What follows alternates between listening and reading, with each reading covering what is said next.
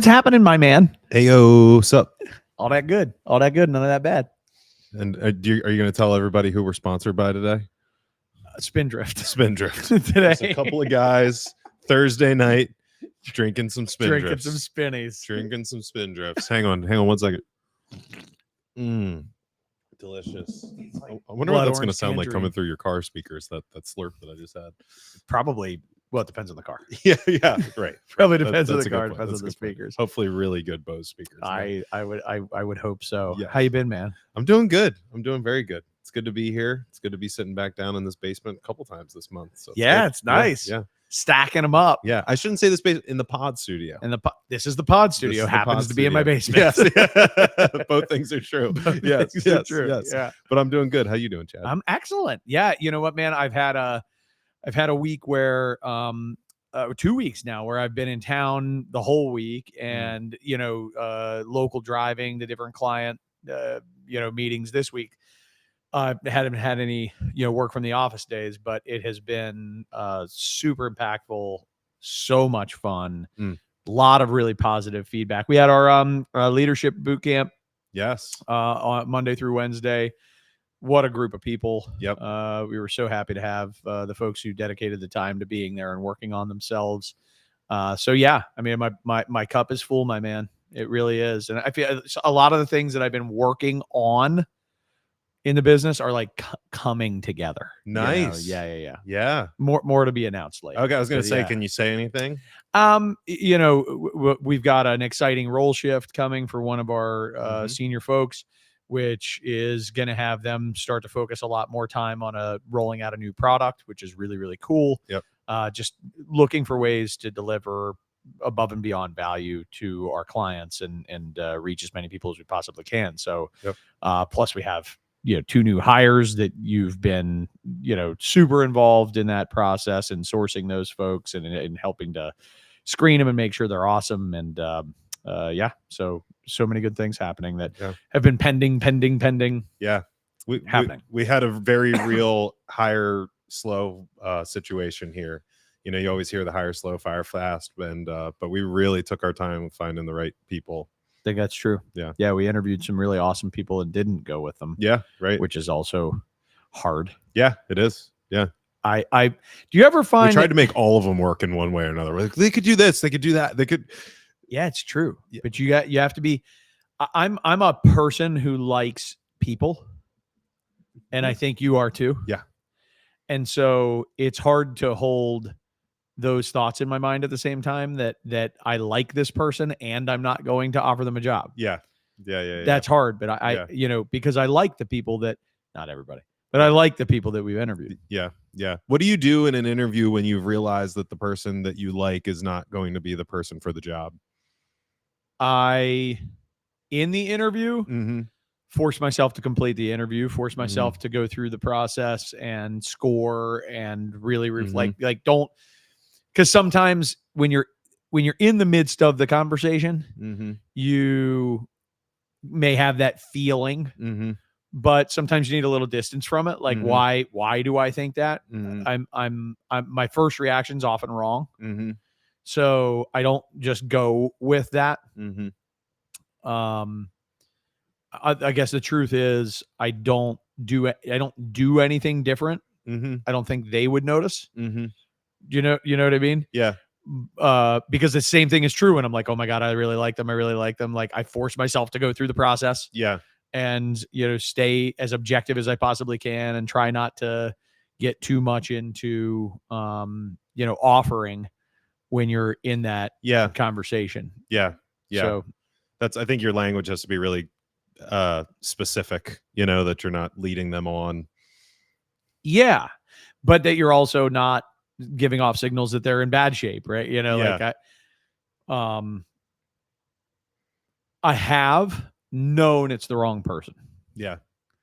And I have quickly put that on the table. Hey, I'm seeing a potential roadblock.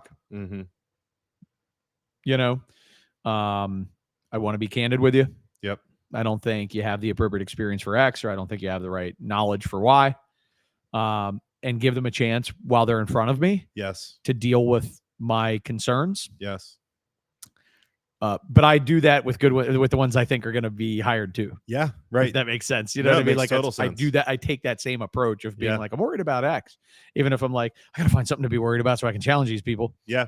You know? No, I think that was really that kind of thing I was hoping that you would share is kind of, because I think people struggle a lot with that hiring phase, and I think wanting to be liked by the person that they're interviewing, maybe more than, and wanting to like them and feel like they're a good fit more than maybe challenge them. Yeah. And challenging them is uber important. Well, as you know, I got feedback from one candidate that they really did not like that I basically told them during the process that I was concerned about them. Yeah. And if they only knew that I do that with everybody. Yeah. Yeah. Type of thing that I do. I always have concerns. Yeah. But I guess maybe when they can tell that it's a potential showstopper, that you're not used to getting that kind of feedback in the interview. You're used to getting like a nice little note afterwards that says that you're not going to get the job. Yeah. Right. Right. But our culture, to your point, our culture is very radically candid, and we try to have these kinds of conversations, these direct, And if you can't handle it in an interview process, you're not going to like it when you're here. And I say, hey, that was not an acceptable job that you just did. Let's talk about it. Yeah. And I still think you're an awesome person that just did a really bad job on a thing. Right. It's the classic and. Both things can be true.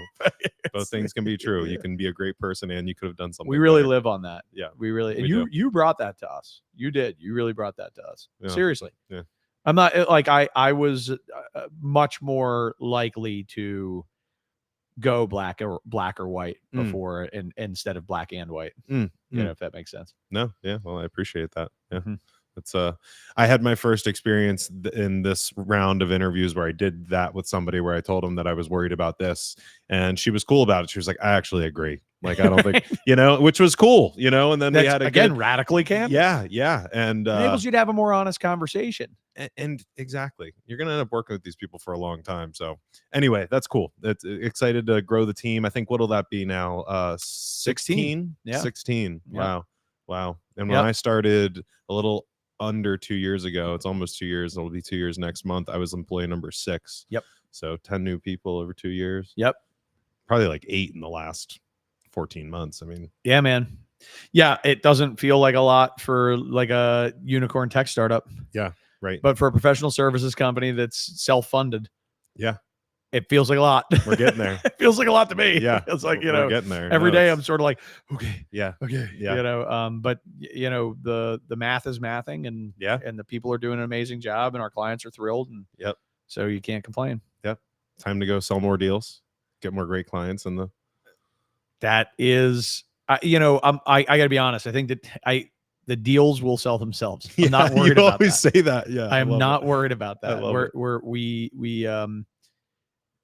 All we have to do is just be awesome, be excellent, deliver results. You do all that in our line of work, it makes you rare. Yep. There are a lot of people who promise and don't deliver. Yep. It is a funny thing when you're talking to somebody who's expecting you to be one of those that will promise and not deliver.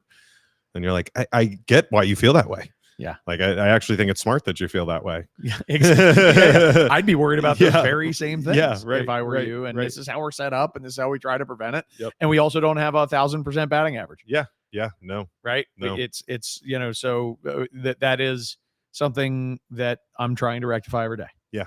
Right. Be nice to be 1,000%. I don't know if we're ever going to get there. Tell you what, batting 1,000 is, I think it's downright impossible. I really do.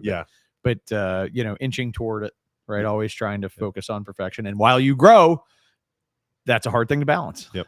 Right. You know what I mean? You gotta do both. You gotta do at the same time. At the same time. Both things at the same time. And that it's called full circle. We are going to talk comp. Comp. We're going to talk about compensation. That sounds fun. Compensation. Chad, what do you have to tell us about compensation? Very little. This could be a quick show. All right, good. You got to pay people. I know that. Okay, yes. They I have tried get not really paying. upset when you do not pay them. I've tried. That is very As true. you know, I've tried to not pay people. Yes. I'm actually being paid in spindrifts exclusively, which actually I negotiated that deal. So that's good on you. Yeah. Who's laughing now? Thinking it's a pretty good deal. Who's laughing now? Full of tangerine. Pretty good. So I think you have a lot to share on compensation as well. But I guess I'll by way of leading off, we'll explore a few different topics here inside the topic of compensation. We'll talk about salaries. Mm-hmm. We'll talk about incentive programs.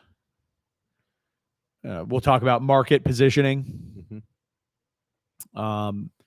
And we may also just kind of get into some of the nuances with, I guess, some of the details on the incentive programs and different ways of compensating, or different, like how, timing, things along those lines. So we'll just explore the issue.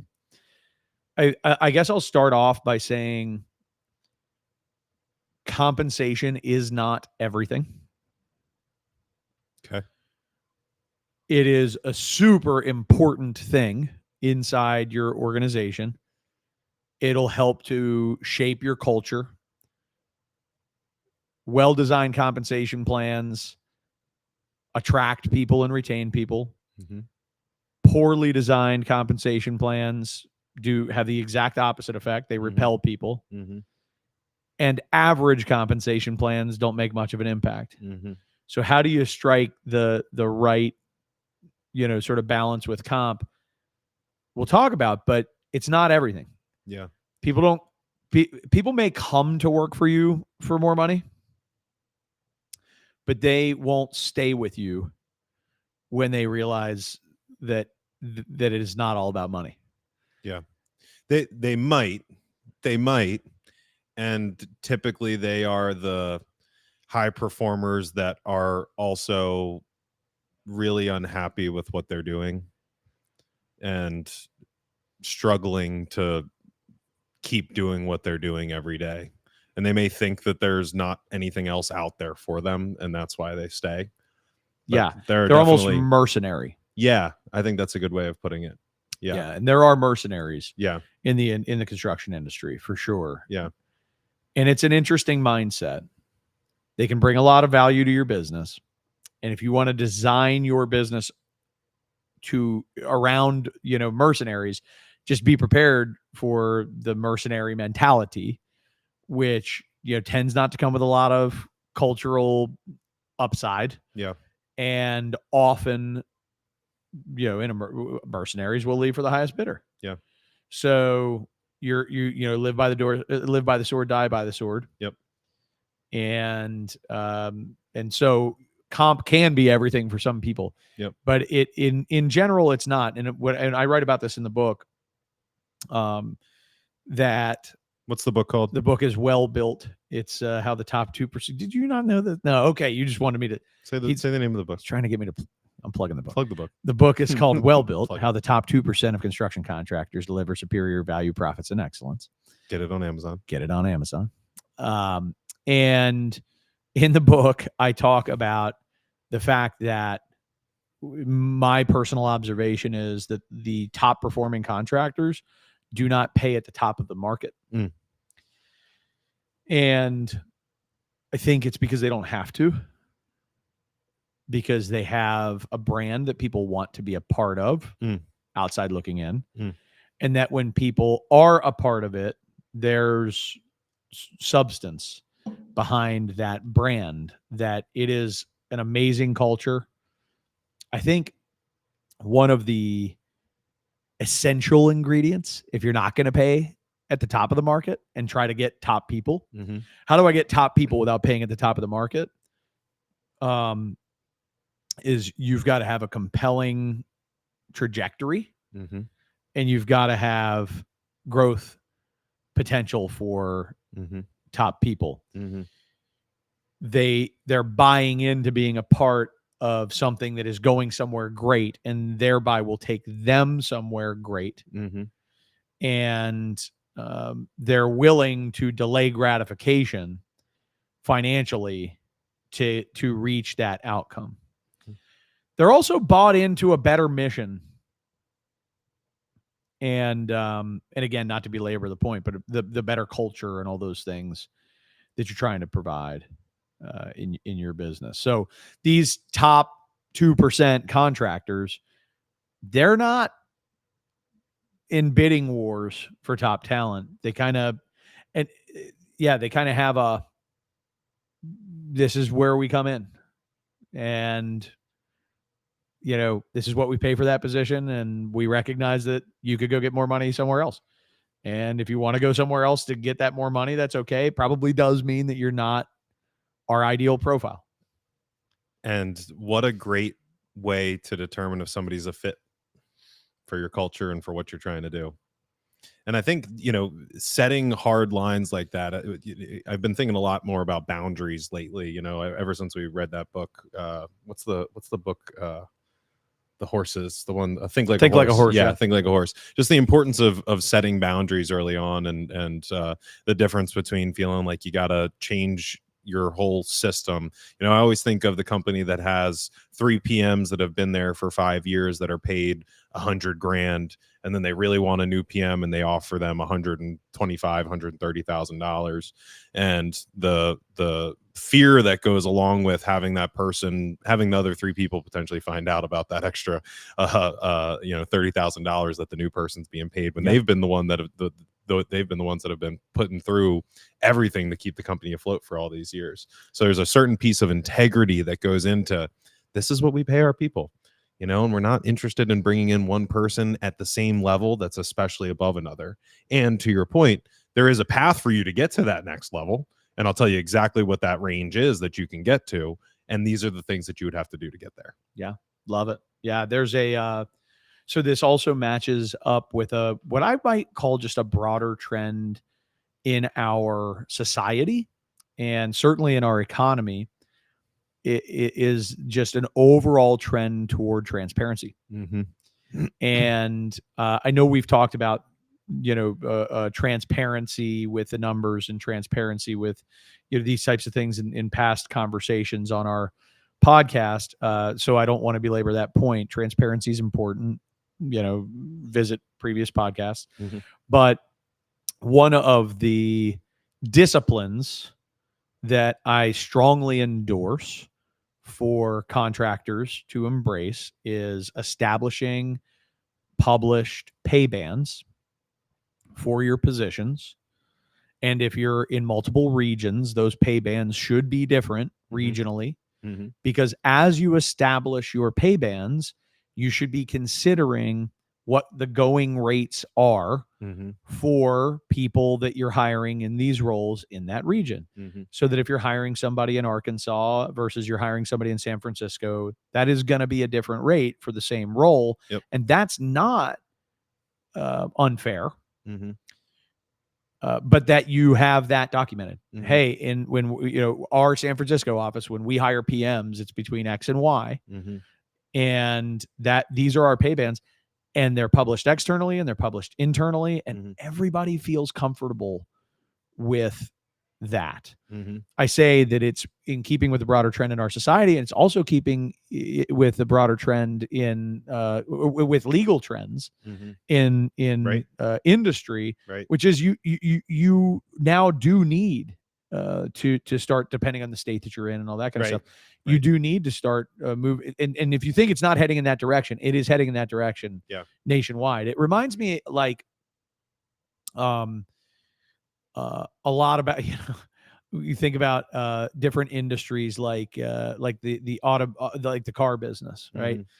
And you weren't around for any of this, and I barely was, but there was a day when the sticker on the car said that price, and you had no earthly idea if that was good or bad. Right.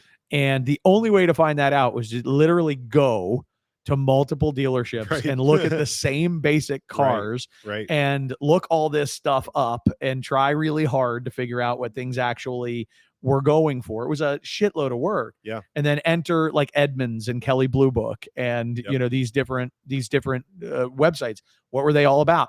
Providing pricing transparency and being able to do that math for you so that you could figure out what was a fair price. And it probably did narrow margins for the business somewhat.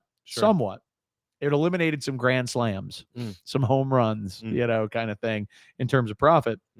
But I think it also created a higher trust relationship between the buyer and seller. Sure. And I think that is a net effect that we can get with transparent salary bands, is that people aren't worried if they're getting a good deal. Look, we pay for this role in between $80,000 and $100,000.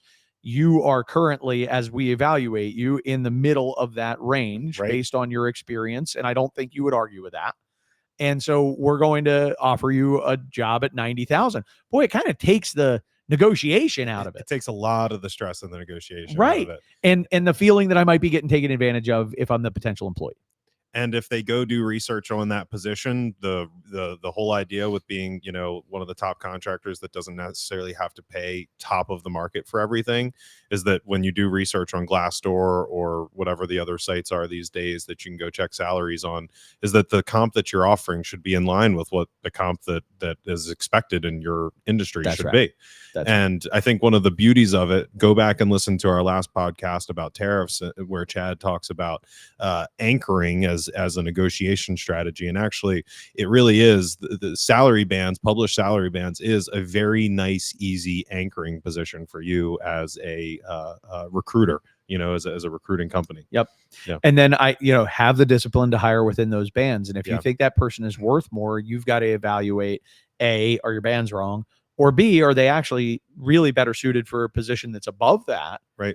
And obviously, the smaller company you are, the harder this is, because you're like, oh, we don't have senior PMs, like that kind of stuff. Well, okay, maybe this would be a senior PM based on everything Right. Maybe you need to create that position, job description, salary bands, all those different types of things.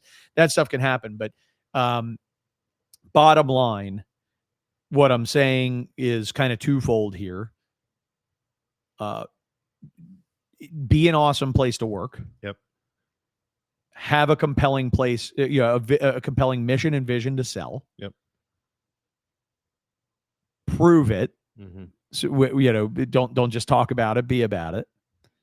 And don't pay at the top of the market.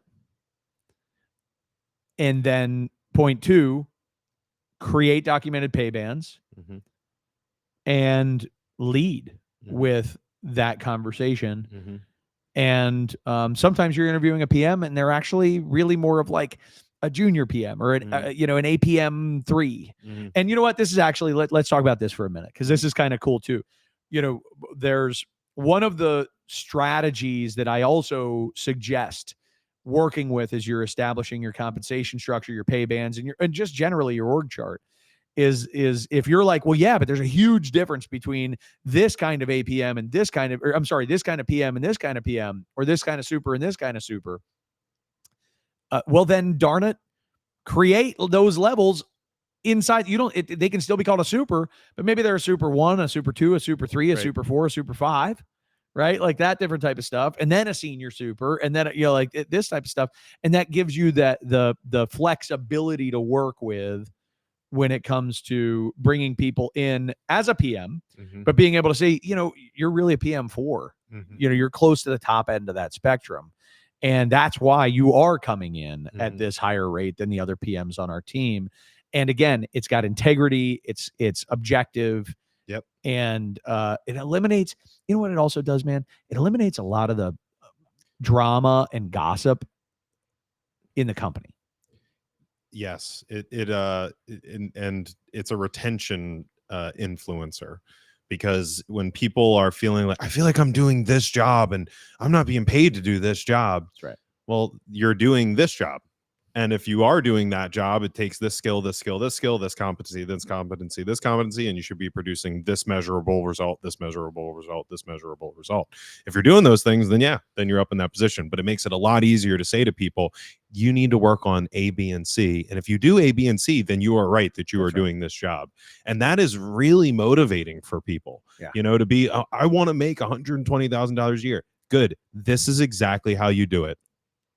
Beautiful. Okay, so let's let this naturally then flow into the next phase of the conversation, which is raises. Yep. Okay. Yep. So I have a very clear and firm position on raises. Yep. The only reason you get a raise is because you are delivering more value. Yep. That's the deal. So I want you to get a raise. There's this dynamic that exists in so many organizations where it's like me v the company. I want a raise and they don't want to give me more money. Yeah. Bullshit. That's a dynamic that is totally preventable and is a mess, that needs cleaning up. So let's reset. Companies, you want to give your people a raise. Why? Because if you're giving them a raise, that must mean they are delivering superior value to what they have been delivering. Employees, you cannot be asking for a raise without having some connection to proven added value in your position. Therefore, what you shouldn't be doing is coming in and asking for a raise. What you should be doing is coming in and asking what needs to be done for you to demonstrate more value and become worth more to the organization. Caveat: I am a proponent of raises, proactive raises to right size salaries with market conditions. And also pay decreases, by the way, and cost of living, and yes, but I'm not for just an annual cost of living. I'm not really for that. I'm for significant market shift. If I don't give this person an increase, I then fall out of line with the market. That's really the driver. It's not annual cost of living. It's ongoing market evaluation and making sure that I don't ever give somebody the reason to say, we're underpaying in this position dramatically compared to market. Does that make sense? Yeah, it does. So I'm not going to give you a 3% just because 3% a year, to keep up with inflation. Yeah. I'm really not a major. I'm not going to go to war over that point. If a client's doing that, I'm like, okay. Are you raising your prices every year by 3%? Let's just make sure you're doing that too, because that can get out of whack, right? And if you are, by the way, can the market bear that? Oh, it can't. Well, then why are you giving raises? Yeah, because you see what I'm saying? Anyway, I'll shut up. I can go on and on about that. So raises talked about. Why don't you? Maybe it would be helpful too, just as as we get into it, is kind of define the different ways that you compensate somebody. Like, we've been talking about compensation in this grand picture, but you mentioned salary. I think there's a couple of other terms that you probably haven't mentioned yet, like bonus specifically, or commission. And why don't you talk about some of the different ways that you may compensate an individual that go into their total compensation package? Yeah. So you just listed the two main ones that we'll talk about, which is bonuses and commission, which are bonuses and commission. And bonuses are designed to be lump sum amounts that are given in exchange for some performance output. Typically, bonuses are paid on a discretionary basis up to top executives' ownership on how much of the wealth there is to share and how much of the wealth they want to share, right? And those bonuses are often paid in an annual way. Please bookmark that and make sure I come back to that being dumb. Commissions are an individualized program for people who are involved in winning work as a specific incentive for driving an outcome. Now, by the way, that description that I gave of bonus is just common. It's not, obviously, definitely not the only way you can do bonuses. Lots of different ways to slice and dice bonuses. Bonus programs can be very flexible and very effective and very ineffective. And the same is true with commissions. But that's kind of a basic lay of the land. Bonuses tend to be discretionary, given to people based on company performance, perceived value. That's exactly right. Kind of like, how much does Jimmy deserve, of this, and, that type of stuff. And really up to owner/executive discretion. And commissions tend to be a documented, fixed, individualized performance comp model that is designed for people who are winning work. And there are certain triggers that get you X dollars because you sold this amount of work, or on every dollar you sell, you get a penny of, or whatever. There's a lot of different ways when we argue later about bonuses versus commission. We'll talk about that in a little bit more detail. But this is that incentive-based compensation on top of salary. Yes. Yeah. And I think there's maybe one more thing to add in there too, which is kind of the perks, like a company vehicle. Yeah, totally. Company vehicle, company phone, computers, healthcare, additional benefits layered on top of that. 401k match, 401k match, PTO program, right? Yep. Like all those different things get layered into your overall package. Because I know a lot of, especially people coming straight out of college or in their first, however many years in the workforce, will look at salary versus salary when they're considering jumping ship. And I know some good executives that have sat down with them and said, can I explain to you what your total compensation actually is? Because you have this and you have this and you have that. And also we allow you to do this and that. It's a really important thing to, so what should your package look like? Yeah. Great. What should your total package look like in your business? Your compensation package should be reflective of your culture. Mm-hmm. And I'm not here we're not going to judge your culture. You just kind of have to make a decision on what type of culture you want to create. So for example, if you say, hey, I'm going to do a comp plan with all of my estimators where their salaries are going to be low compared to the market. Yep. But I'm going to create the potential for them to make a lot based on commissions or some other bonus structure. You're driving a performance-based, sales-based type of culture where you're expecting your estimators to sell, and you're going to tend to attract and retain as I call them coin-operated people, right? Which is a good thing. There's nothing wrong with that, depending on your culture. Yep. If you are in your package going to say, hey, we give you a stipend, for example, for your healthcare, you're kind of, that's a culture where it's sort of like highly individualistic. Like, look, buy healthcare or don't. We're giving you, $300 a month for healthcare. You figure it out, right? Type of thing. Maybe not good or bad. I could argue about the competitiveness of such a decision, but the culture that you're then essentially saying is like, this is a highly individualistic, almost like Lone Ranger, right? Type culture. Same type of thing. If you're going to go hard on commissions, right, you're going to get a little bit of Lone Rangerism where it's like, I'm making money. I don't know if Billy is, but I'm making money. Right.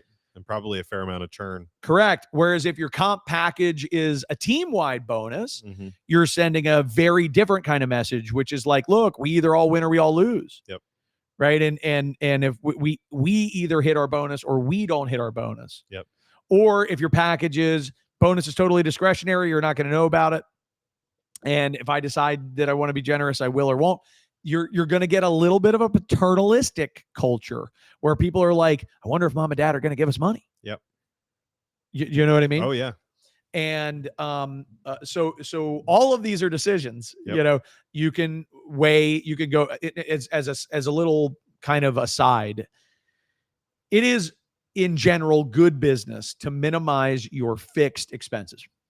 Okay, and do your best to create to leave as much of your potential expenses up to company performance if you possibly can. That is a wise business strategy. And it is really challenging to attract and retain a talent who look at that from the outside looking in and say, how am I going to earn that extra money? I don't know if I trust you, and I've got an offer over here that's a sure thing for a larger amount, and you're just telling me I gotta trust you. Yeah, and you'll hook me up. You'll hook me up. Okay. Well, and you get my point. You're all of these, they're not just money decisions, they're culture decisions. Sure. Yeah. No, and definitely. If you have a proven track record of taking care of people, and you've got a whole bunch of people who can vouch for the fact that, hey, it's been 20 years and we've gotten our bonus every year and we've always been taken care of, then you're probably able to sell that. Yeah. With with some credibility. No, I think your point about this not being prescriptive is really important. I think there's some major don'ts to do, but there's lots of do's too, depending on what you do.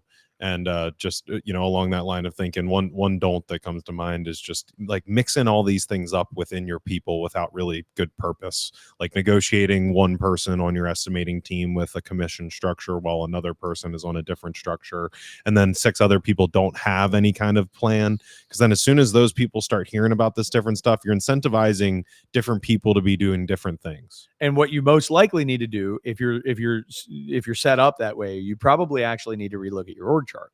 It may be that this person that you're compensating with a commission plan, and these 6 other people that you're not compensating with a commission plan, maybe what you actually have is 6 estimators and 1 salesperson. Sure. Yeah. Did I say comp structure or org chart? I'm sorry. I think if I said you said org chart. That's what I meant. I meant you said org chart. Yeah. So you need to potentially rethink your org chart. Yeah. In that type of environment. So, if you find that you're compelled to pay different people in different ways, it may be that those people are actually different people. They're different. They're playing different functions. Yeah. Or it might mean that you're feeling too desperate as you're going into hiring negotiations and feeling like you have to promise people coming in the door certain things that you haven't given to other people otherwise. And again, I think that goes back to the transparency component and making a decision of what kind of company you want to be. And I want to balance that all with saying, I will be a proponent of you building a meritocracy inside your business all day long. I am not for saying, well, this estimator's getting paid this, and I really can't pay this new estimator that because, that wouldn't be fair. I'm for saying this person isn't an estimator, they're a senior estimator. Yep. This person isn't a senior estimator, they're a lead estimator. Yep.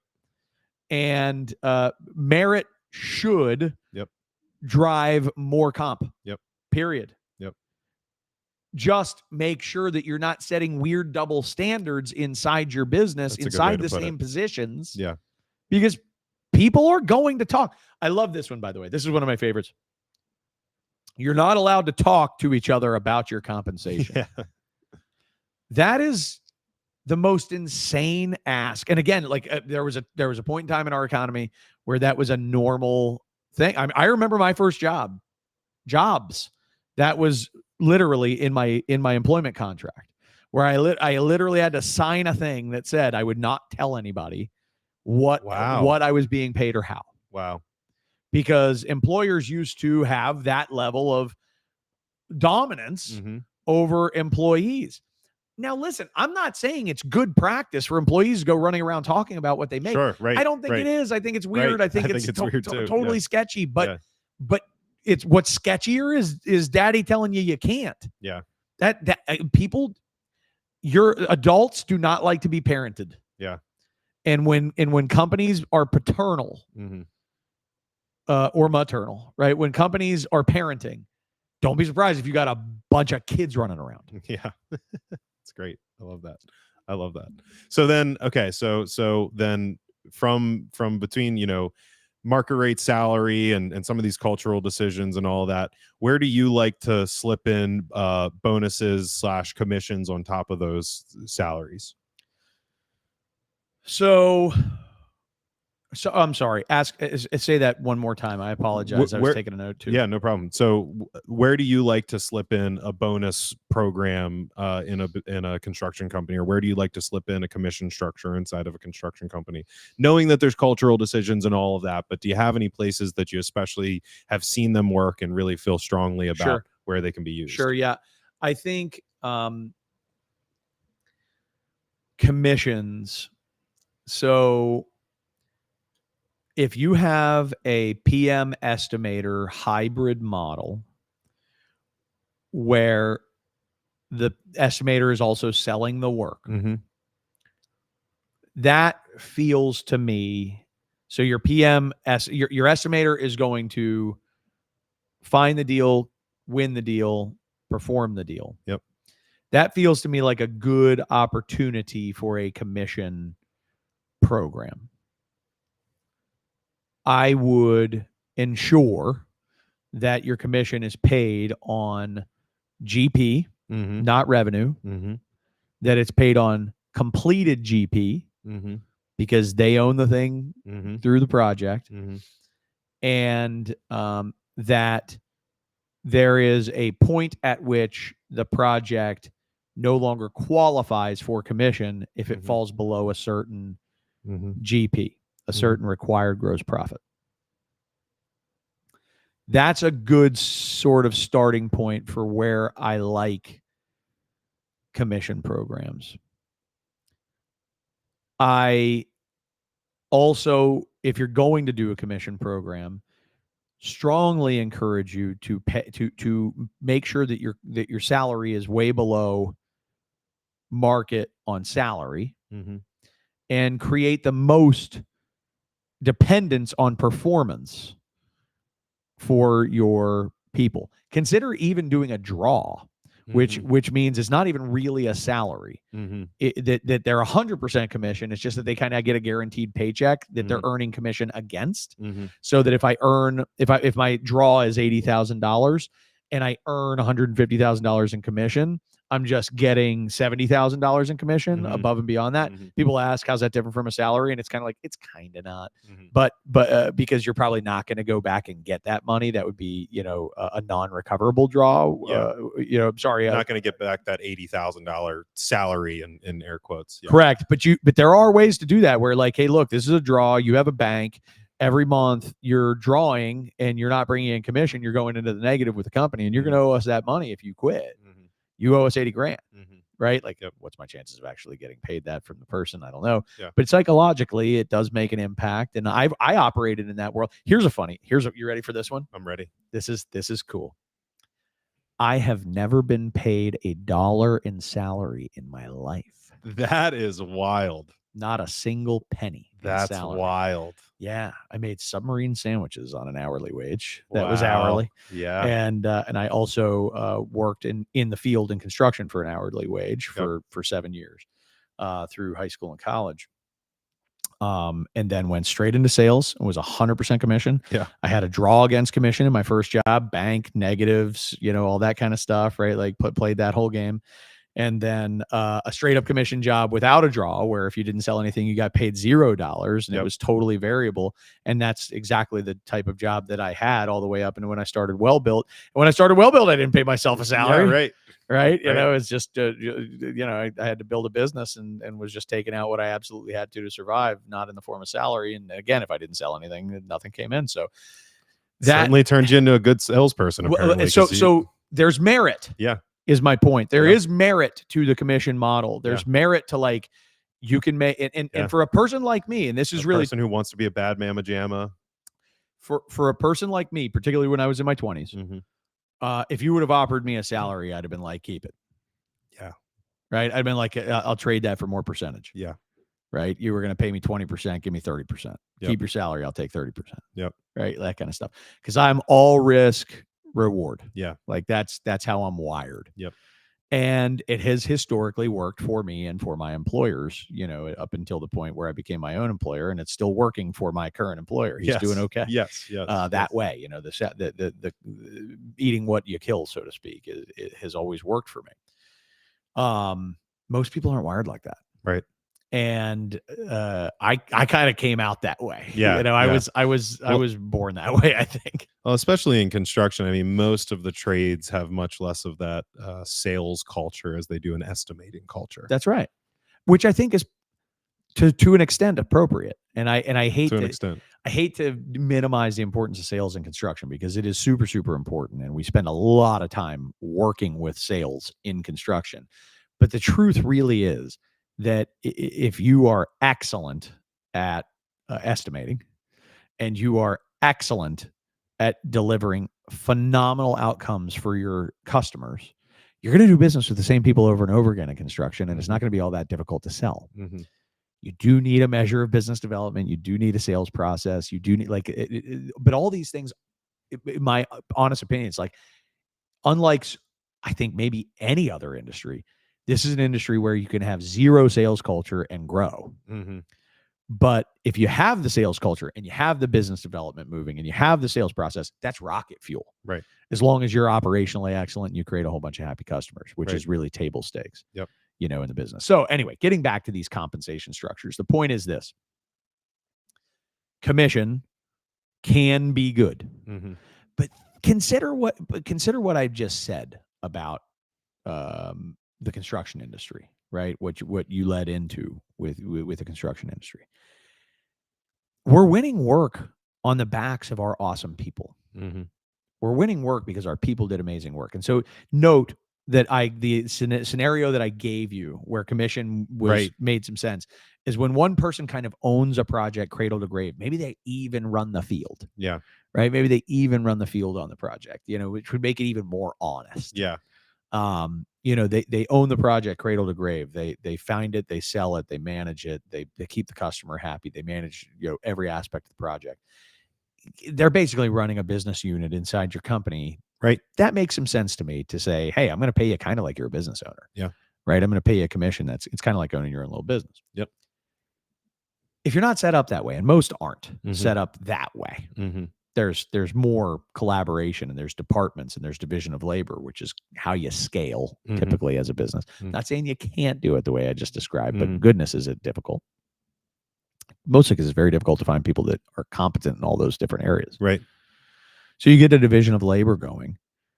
And now, why are you winning work? Well, you're winning work because your project management team did an amazing job building a relationship with that customer.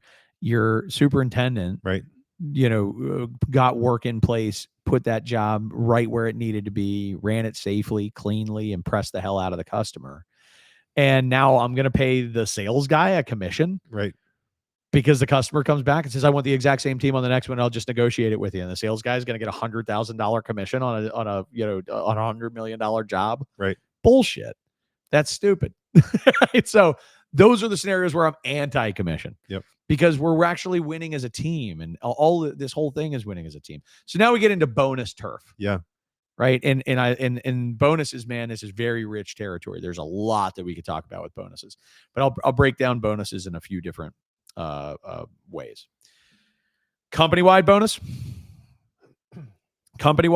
which is kind of culturally the ultimate way of saying we all win or we all lose. Yep. That's one model that you can go with. And essentially, when you say company-wide, you're talking net profit. Based on net profit, a certain... well, I'm not even talking about the mechanism, Matt. Okay. I'm just talking about company-wide bonus. Okay. So we're so that everybody's on the same program, essentially. I'm not even talking about whether there's a public... because that's going to be the argument, is public program or discretionary program. But even if it's not public, it's still the same program, that it's a discretionary program across the company. Fair enough. Yeah. Yes. Yeah. Yes. So company-wide... Yep. Departmental, individual, project team and individual. And I and you can even do a blend amongst all of these, and that's cool too. I'm kind of a proponent of a blend, in a construction business where you can look at it through these different lenses and say, okay, we've got a company-wide bonus program where I, the owner, whether it's public or I keep that completely private and it's discretionary, I kind of amass a bonus pool, assuming on our success. Typically in that situation, I'm basing it off of our net profits. Right. Not always, but typically I'm going to be thinking about it in terms of our net profits. And I'm saying, okay, we either all win or we all lose. And then when we win, maybe I have a documented program that everybody knows about, or maybe I just kind of go through and say, Kevin did a great job. He gets $5,000. This one didn't do so well. I get $500. Yep. But everybody gets a bonus, or everybody doesn't get a bonus. You know what I'm saying?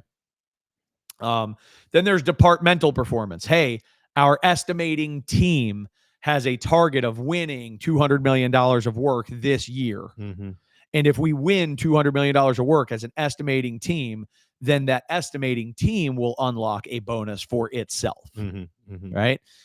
Then there's project team bonuses. Big fan of this for both self-perform and general, construction management, right? Trade contractors and construction managers. Because this puts us all kind of in the same boat together.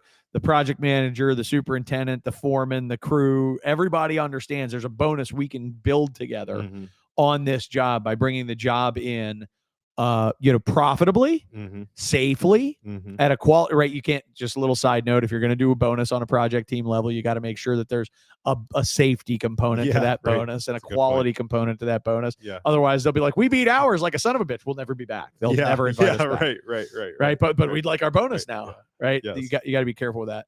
Turns into a shambles. And then there's the individual bonus, where I could say, every individual has the ability to earn a bonus, and you have deeply individualized bonus programs for each person. And that is where, if you are compelled to create different, like if I'm like, I've got this PM, but they're so much better than everybody else, kind of thing, I might go to that individual PM and say, okay, we're going to set a game plan for you this year that if you can do X, I will bonus you Y, like that different type of stuff. I kind of like a mix of those things, not all four necessarily, but I like a mix of those things inside the business. And I'm a huge fan of the project team bonus, particularly for field employees. One of the coolest programs I've ever seen is kind of, so let's talk about this for 2 minutes max.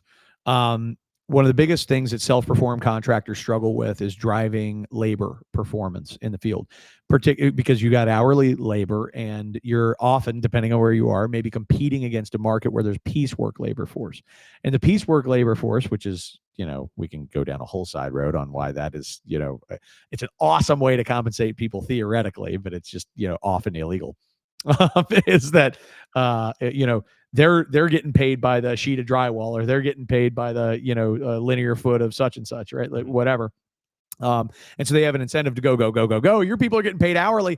They literally have the exact opposite incentive. Like they're like, as long as I can drag this project out, right? I know I have work. Maybe I even squeeze some overtime out of this son of a gun, right? Like that. If you're lucky, it's wage scale.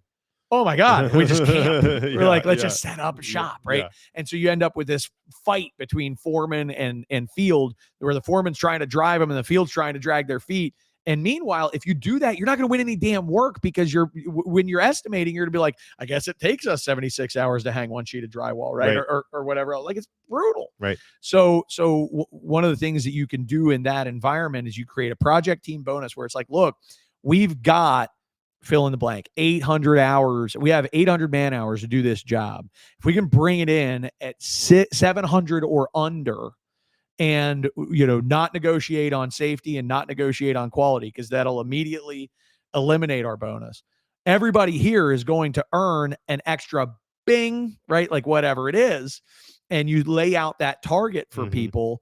And we have the ability to then, as a team, be like, let's run this son of a bitch. Let's get off this job. Let's run this shit. Yeah. And that is really cool. It's a little bit difficult to administer, but it's only difficult to administer if you don't have the right tech. And if you don't have the right tech, you figure that shit out, man. It's not that hard. There's a lot of that out there. Time tracking, cost coding, not that hard. Not that hard to track this stuff and maintain focus on hitting and beating your man hours. But if you want your field to crank, you've got to give it an incentive to do it. Yeah. So in estimating, just real quick rundown of these, like from the departmental wise, from an estimating perspective, you like bonusing them off of revenue. If they are just estimators, they're not seeing the project through. Revenue or GP, or revenue with a GP requirement. So revenue, but not revenue under X GP for a trade contractor in particular. Sold. GP sold.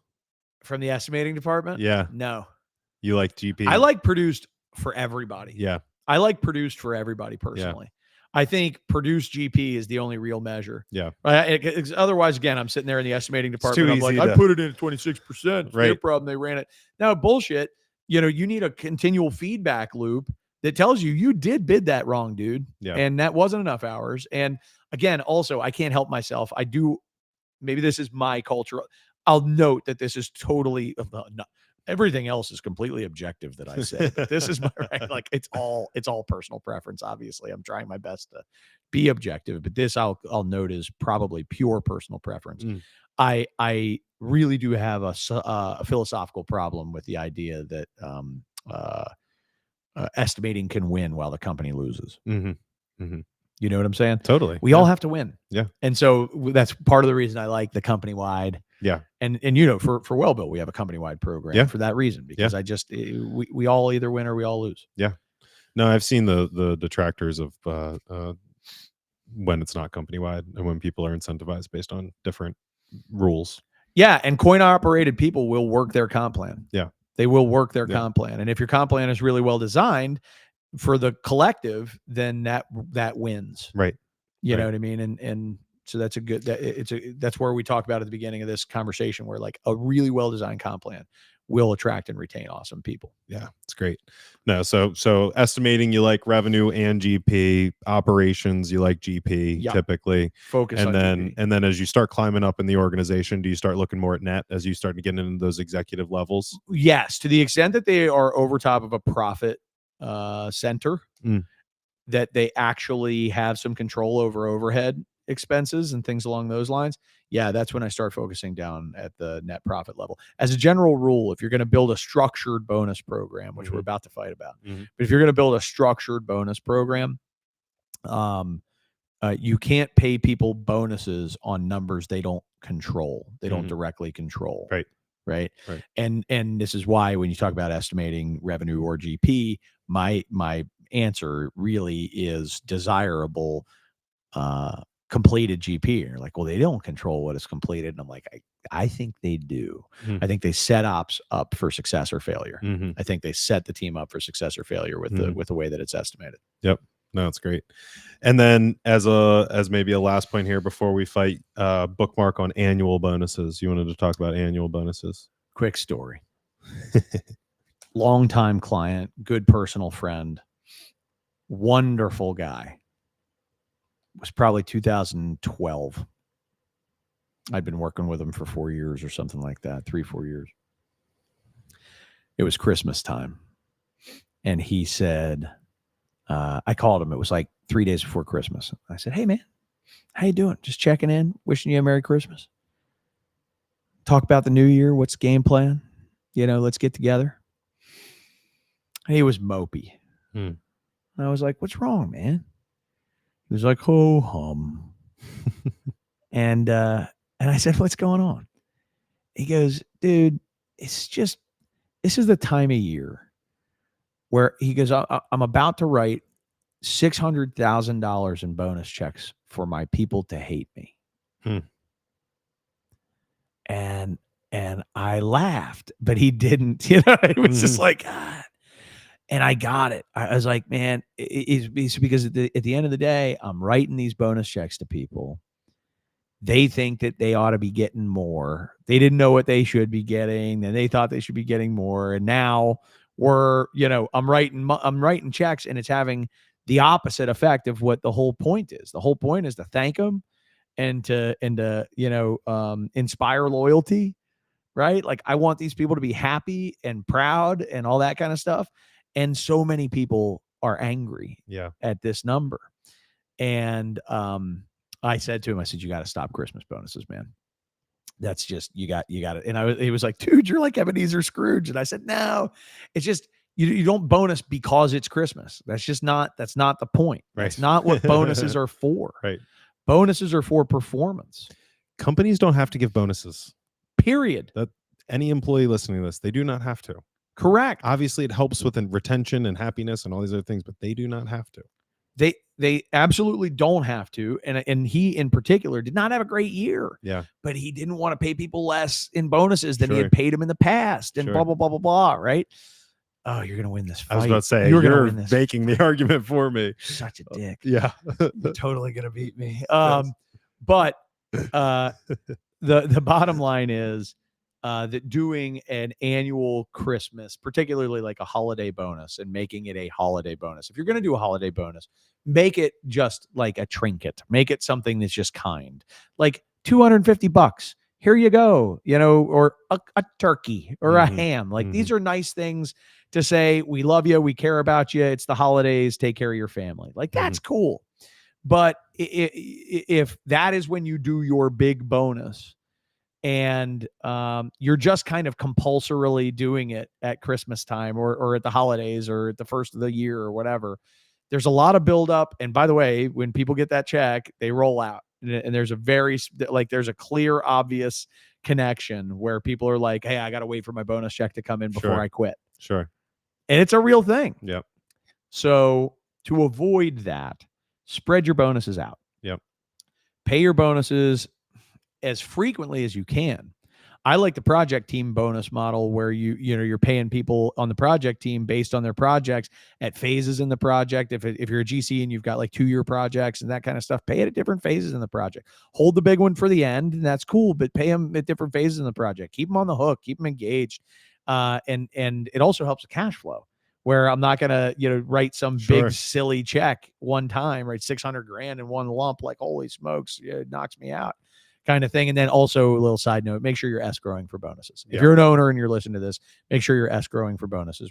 Every month you get your profits, you get your P&L, you're based on your cash flow, set aside money for bonuses so that you are preparing for that, regardless of the frequency in which you pay. But I'm a bigger proponent of more frequent bonuses, quarterly, monthly, at the end of the project, during the course of the project. And it's amazing to me. I've often found small amounts of money with greater frequency inspire more action than some promise of a vague large number in the future in one lump sum. Yeah, it's great. It's very interesting.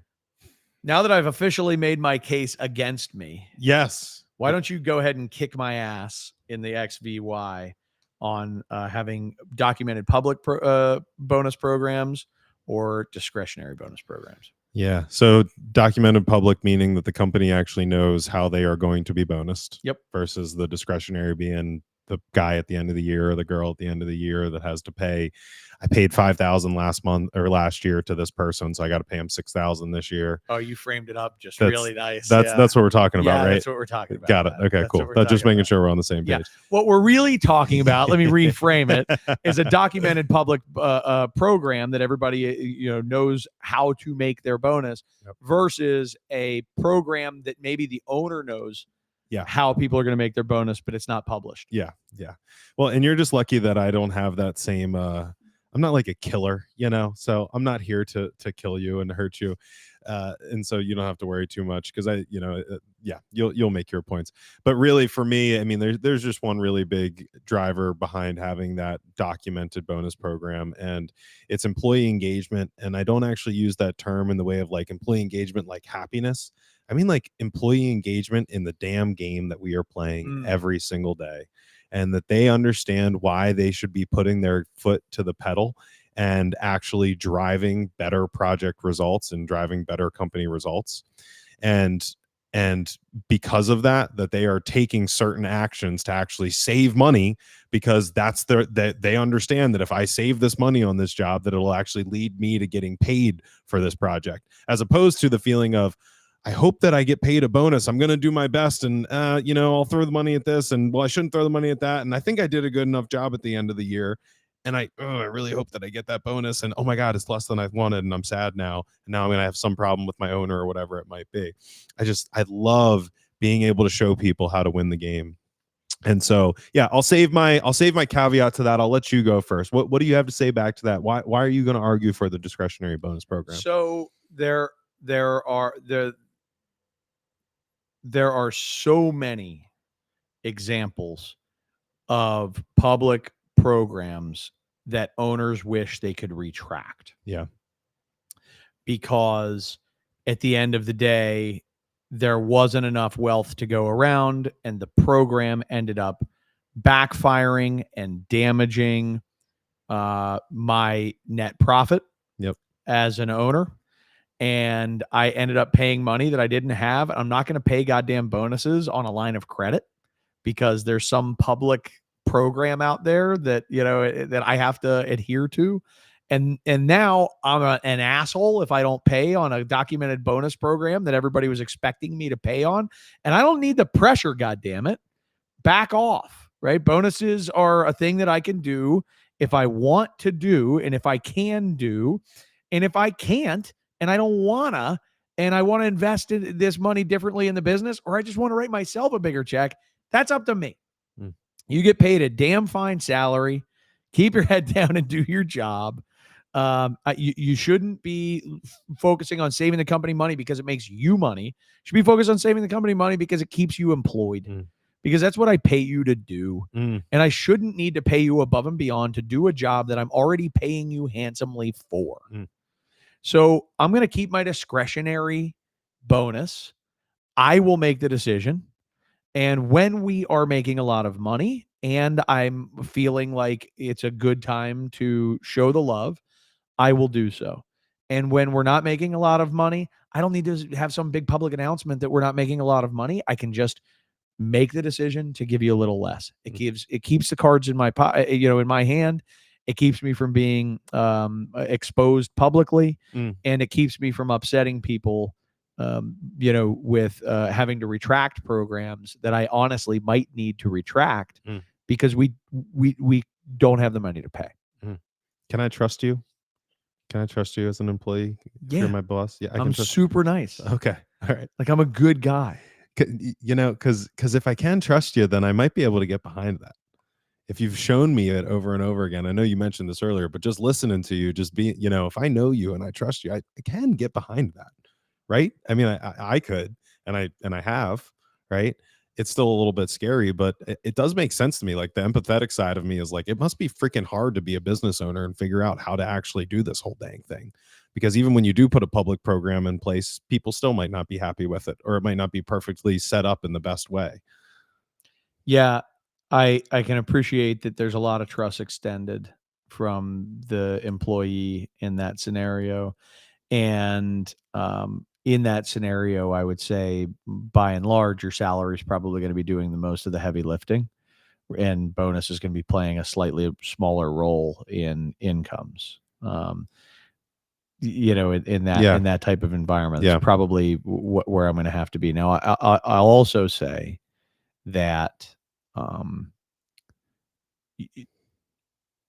your if you're really, I'm going to argue against myself.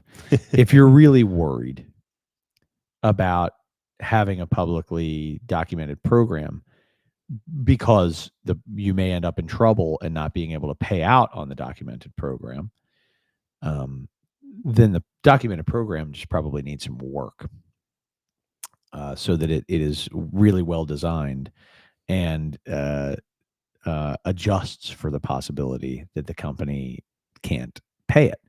Right. And so it's people, because there are so many mechanisms, there are so many moving pieces and parts. And I've watched this happen before where they're like, wait, we're going to pay GP on jobs, to the individuals that sold those jobs. And, that's how we're going to do this bonus or commission structure. And then, again, one of the things I told you before, what if that's the only person that's selling any work and the company is suffering? I don't blame that person. You know what I mean? The person, I now owe that person this bucket of money that we don't have. Yep. And it's really scary. So I'm going to tell you what I think you should do. I'm going to tell you what to do. Tell me what to do. I'm going to tell you what to do.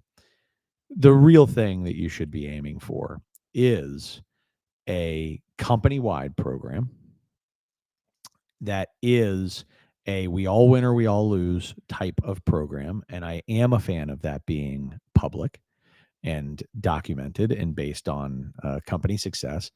But this, refer to previous episode on radical transparency with your company. That's because I literally want you to show them your whole P&L. Yeah. Right. I want you to teach them how to manage your P&L. Because I agree, Matt's got the better point in this argument. And that was going to be my counterpoint. Is some people don't get the financials enough to be responsible with the public information anyway. You have to train them. You have to train. You can't just show them the P&L. Yeah. So that is the really important caveat to it, is that, and you actually taught me this, that you might have to roll it out in phases if you're going to go to that public program where you have an internal, it's not discretionary, but you have a private program that you are evaluating, paying off of, teaching financial acumen, and then rolling it out as you get more confident with the system. That's so our typical consulting client has 150 employees, 120, 150 employees, somewhere along those lines, right? And every now and again, we do work with some smaller companies that deserve help, damn it, who are awesome, and they're in earlier stages of their business, and they just have ownership that are fired up and ready to take this thing to the next level. And we're like, all right, let's do it. Let's take this thing on. We don't do a ton of that, but there's one client that we just began working with. They have like 12 employees, and they're just going to the moon. They're going to be a rock star company. Their owner is brilliant and really fired up, and very fiscally responsible and all that kind of stuff. And I give you all this background to say, like, holy shit, is this easier to do at 12 employees? Yeah. Right. And if you do it at 12 employees, you can make it a part of your training and your culture and the way that we do things from the start. It's really hard with 150 employees to be like, okay, how do we get everybody trained on this if nobody knows, including like any of my VPs? Yeah. Right. Like, nobody knows any of this shit. Yeah. Right. Man, is that hard. Yeah.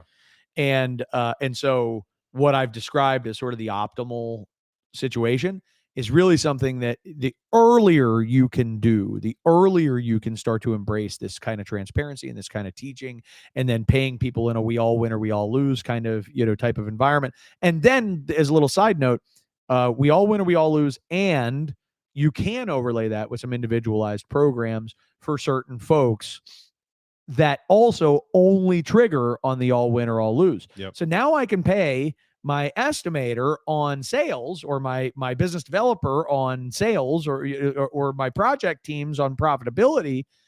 But the caveat is our company has to be hitting its goals. And now all is right with the world. And remember, I say about I want a combination. Your combination is company-wide program based on net profit that everybody's trained on and everybody understands. And you can then layer in departmental, project team, and individual triggers that are dependent on the prerequisite of the company being on target. I love it. I love it. Problem solved. I literally wrote down, do you like a company-wide net profit trigger on bonus programs? That was problem solved. Yeah. Now we have the whole thing done. Yep. And then maybe you don't have a company-wide bonus program based on net profit, but you have a company-wide, the way you just said it, Matt, a company-wide prerequisite. Like, everybody has their own bonus program, but the prerequisite is the company has to be on track here. Yeah. We can do that too. Yeah. No, it's great. We can totally do that. It's great. No, it's great. Yeah, and I didn't expect to have this reflection through this conversation, but I feel like one of the things I really did learn too is, gosh darn it, if you have trusting relationships as an owner to your employees, that it makes a lot of this stuff so much easier. Because I'm just even imagining, like, saying to your team, like, hey, by the way, estimating team, this year I have some thoughts in place for how I want to bonus you, and I'm going to play around with it. I know that might sound scary and like maybe I'm just making it up, but like, can you trust me that like I'm getting the mechanics in place so that over the next year or two I can see if it works and get you to that place? Yeah. And if you can trust an owner that says that to you, I just imagine being an employee that's like, cool, well, then let's do it, and asking at the end of the year, how did it go? Did it work? Oh no, it didn't. Or, oh yeah, no, it actually really did work. And expect to hear more. Culture. Yep. Is also going to drive that. And that's from the trust between ownership and employees. Yep. I think but it's all the same. Also, Matt, and I mean this with all the love there's ever been, is that you're a rare employee too. You're you're a team of people with a culture where people have an openness in their heart to trust. Yeah. Is also something that you kind of have to design intentionally. That's a good point. And your leaders have to exhibit that type of stuff, because there are lots of environments where it's like, everybody's from Missouri, right? Everybody show me, baby. Like, that's it. And I don't trust anything. Yeah. Right. So I'm wired differently. I can tell you that. Yeah. As an That if somebody employee, said what I said to you, that you would be very skeptical. Yep. And as an employee, I got to be really honest with you. As an employee, my answer to the company-wide bonus is sort of like, can I trust you to surround me with people who don't suck? Because I know I don't suck. Yeah, right. You know what I mean? Which is why you should be a business owner. I know that's doing, why. Yeah, you should be doing what you're doing. Yes, right? Yes. I was not, and I've reflected on that in the past. I was not an easy employee, man. I was a challenging employee. I worked for I made a lot of money for the people that I worked for, but I was also quite the handful with my own just my own commitment to my own performance. And if you want to pay me to help other people, you can pay me to help other people, and then I'm willing to be accountable for their results. Go ahead and set me up to do that. Like I'll do that, but that's not how you're paying me. You're paying me to do me. Yeah. So I'm gonna do me. Yeah. Right. And like I'm gonna you got to figure out what my job description is, man. Yep. Right. You want to pay me a big old salary like that? That's up to you, but it's gonna have to be big. Yeah. Because I know what I can make on my own. Yeah. Right. Yep. Yeah. I'm a dick. I'm financially, I really don't like being tied to anybody but anything except for what is in my control. You're doing exactly what you're supposed to be doing, Chad Prinky. Yeah. Thanks, man. Well, I don't know if that's a compliment. Oh, it is. It is. It is. You're doing exactly. What are you reading, buddy? I am reading, I don't know the author, The New Rules of Marketing and PR. Have you ever read this book? No. Yeah. The New Rules. The New Rules of Marketing and PR. How new is this book? It is like, credit to this guy, it's like the 12th edition of it. So he's even got like everything about and about AI and its role in creating content and everything. I was going to say anything that doesn't encapsulate, the role of AI is already outdated. That's it's and he says that he's like, this is like the 12th time I've updated this thing. Good for him. Yeah, it's pretty What's neat. The biggest takeaway so far? That I and we are doing marketing and PR the right way, the new way. Yes. Yeah. A lot of it, I'm like, I know. Good to know. Okay, that's a good thing there. All right, I know. Because it's essentially about how the old rules of marketing and PR were disruption, where you were trying to disrupt people's attention from everything else that they were doing, grab their attention so that they paid attention to you for that 30-second commercial slot, whatever it would be. And now how the new rules are all about the customer-centric, the hero-forward content, where you are placing the problems that you solve rather than the services that you provide at the center of your message. Well, that just feels natural to me, which is good news. Yes. This is technically marketing.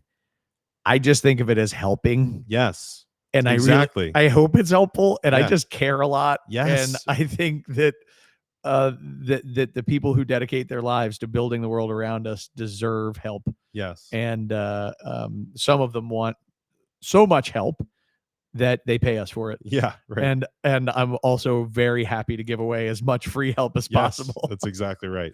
That's exactly right. And so most of it is really just trying to convince the reader that this is the way to do it. And because of case study. And that's why I'm reading. I'm like, I know, actually, this is fine, but I know.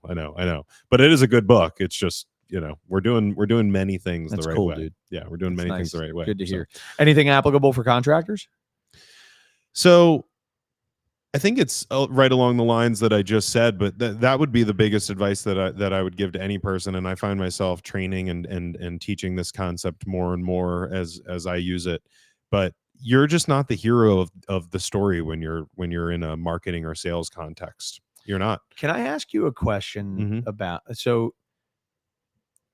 so I've often thought about the analogous kind of marketing content to what we do, which is like we're essentially, and I mean this in all the best ways, but like we're essentially giving away our advice. Sure.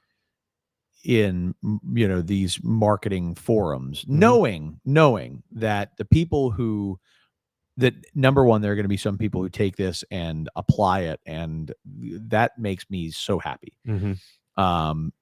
But number two, that there are going to be a lot of people, there just always are a lot of people who know that with our experiences and what we know and with our awesome people and our processes and our systems and all that kind of stuff, that they want us to get to know their business and they want us to bring custom solutions to their business with what we know. Okay. And so a certain portion of them will buy stuff.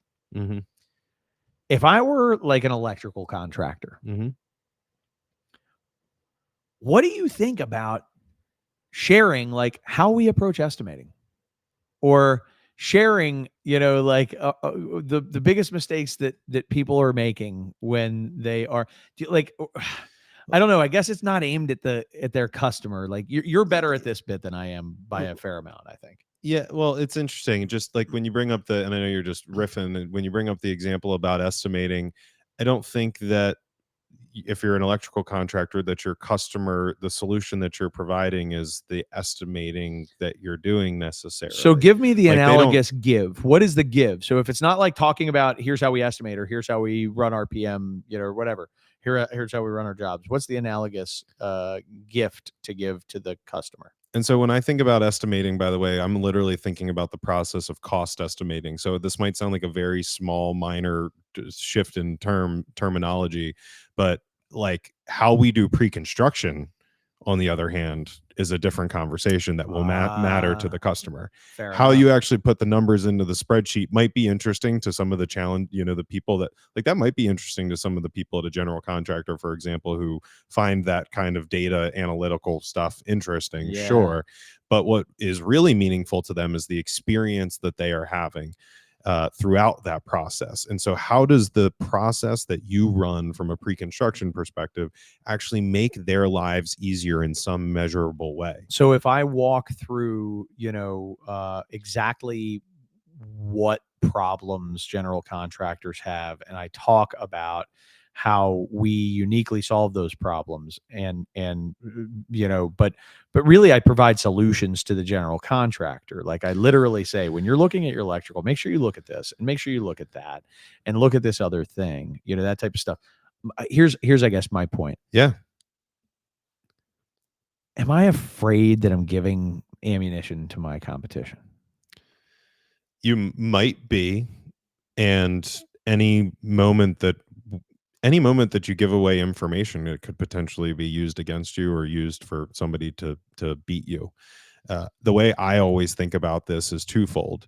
Is one, it may sound it may sound a bit crass potentially, but even when I think about sharing like how we do pre-construction and the problems that we overcome, and positioning ourselves that way that we can help the customer overcome those problems, there is a part of it that is important that we're sharing with them how we overcome those problems. It is because that matters to them.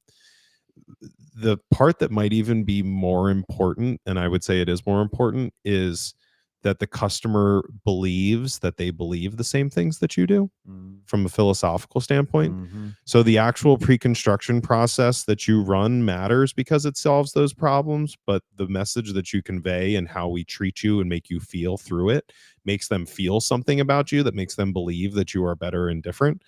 And whether or not your pre-construction process is exactly the same as your competitors, if your customer has a perception that it's better and different, then they are actually going to be more inclined to purchase your product. And it's mostly because people do business with people they like, and that we make far more illogical buying decisions than we think that we make. There's so much more emotion that ends up getting wrapped up into it. Now, meanwhile, the interesting part of construction is that you have to have a competitive offer. You do. Right? You must. So that's one thought that comes to mind with it, is just, your competition could steal the process, but if they're not making the customer feel the same way, that matters, because that belief in what you do is important. And the second thing that I always tell myself when sharing information that totally, like, and I know now that I'm a consultant, not a contractor, but like other consultants can steal the shit that I'm putting out online, is that by putting it out online, it's making me always strive to be better and different. because you can copy me if you want. And if I put the information out there, then now it's out there. Now I'm always pushing and saying, I'm kind of like, it's the bet is on the table, right? And now the bet's on the table. It's like, well, then I got to keep getting better, faster, stronger, so that if you take that, I got some other shit you don't even know about. That you know, that's the free stuff that you get, but there's some shit you don't even know about that we can do for you, right? And you get then the customer. So oh man, this is interesting. So you drive the awareness through the free stuff that you don't give a shit if people take, and honestly even some of the really good stuff that whatever, if they take it, maybe you still care, but it drives the awareness to you.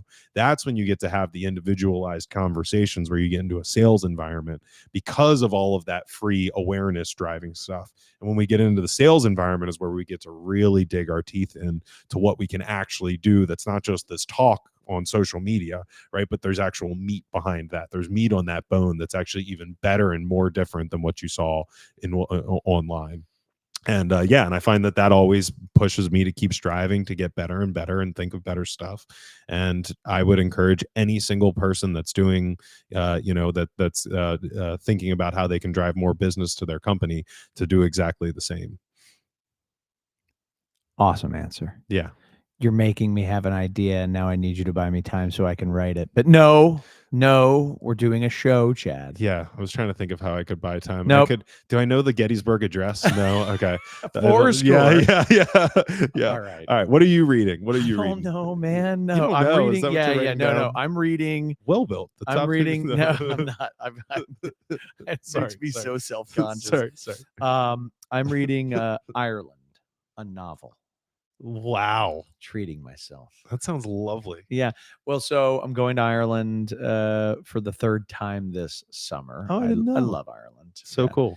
My wife and my 3 boys will be traveling over for a nice long trip.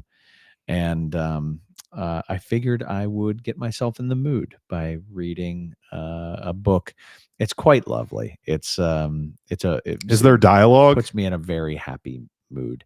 Yeah. So it's I'm reading it, not listening. Well, yeah. But even is the dialogue written like in a, you can sense that? Yeah. Yeah. Cool. Yeah. It's neat. It's a cool story. I won't, recount it, but I will tell you that it's interspersed. The reason I like it is because it's interspersed with a ton of history. So it's kind of like a historical fiction, book. And, I've enjoyed learning, about different aspects of Irish history in reading the book. Here's one lesson learned. If you'd like, Handel's Messiah was first performed in Dublin, which is a very weird place for a German composer to have delivered his first, in what is considered broadly his masterpiece. So, wow, can you sing Handel's Messiah? No, I can't sing Handel's Messiah. Right. Can you hum it? Let's not. Okay. Just checking. Well, yes, I can hum it. Okay. But you're not going to. Okay, I see. Hum but it you on can. The show. Okay. Matt, I think we went over about an hour. I think we did today. Comp. Man, got us fired up. Yeah, Couldn't stop on comp. Well, we started a little early too, so we had a little bit of extra energy. It's true. We're not used to starting this early. I didn't eat dinner. I didn't eat dinner. No, but man, I was hungry coming in. I'm following the rules. I swear to God. Are you sticking with the rules? I swear to God. We can swear, and you were like, "Gosh darn it," and all that kind of stuff. That's one of the rules. You don't have to swear though. You know what? You're right. You're following the rules. Let's get the fuck out of here, Chad. Let's eat some dinner. Let's eat some dinner. All right, cool. Thanks for joining us. Thanks for listening, guys. Check us out on wellbuiltconsulting.com. Check out past shows. We got an archive, all the goodies. Share it with your friends. See y'all. See you.